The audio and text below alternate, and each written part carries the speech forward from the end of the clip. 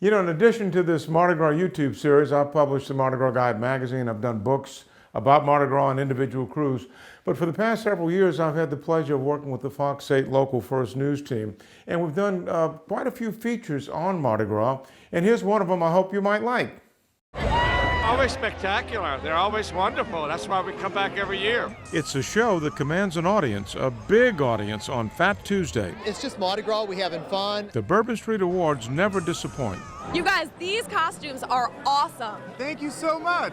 With some of the most creative, detailed, and grandest costumes of Carnival. The Bourbon Street Awards became the costume contest that everybody wants to see. Wayne Phillips is the curator of Carnival collections at the Louisiana State Museum. These are some of the awards that were given. For example, this is from 1981. The Bourbon Street Awards will only touch the surface of a new exhibit on gay carnival coming to the museum in June, one Phillips has poured his heart and soul into. The exhibit that I'm working on is, after 20 years of being here at this museum, this is the one that is my baby.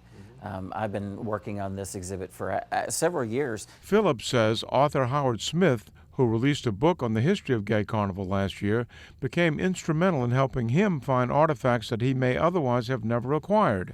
Tell me about the importance of that book. The importance of that book just cannot be overstated.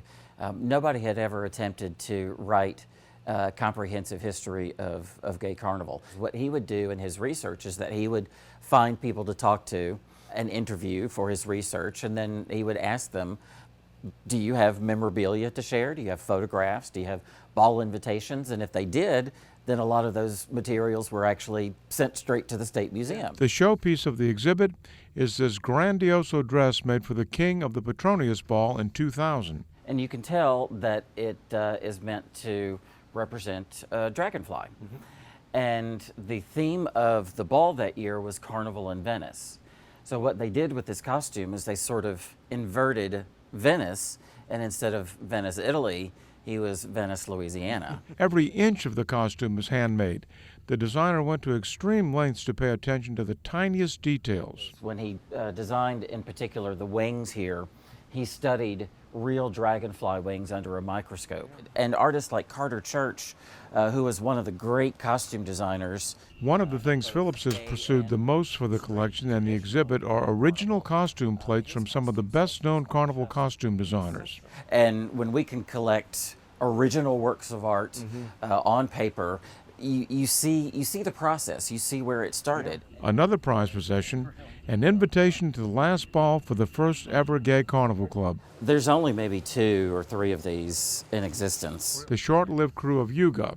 The Jefferson Parish Police Sheriff's Office actually raided the ball with canine units, chased everybody out of the ball, but those who weren't lucky enough to get away were taken to jail, and their names and their addresses were actually published in the newspaper the next day. What I love about this dress, it's simple, but it's kind of deceptively simple. Phillips hopes everyone who visits the exhibit will get a better understanding of the artistry that goes into every aspect of gay carnival. It's illusions, because people are dressed as opposite of what they are. Men are dressed as women, and women are dressed as men, and you're wearing these amazing costumes that are sometimes very hard to wear.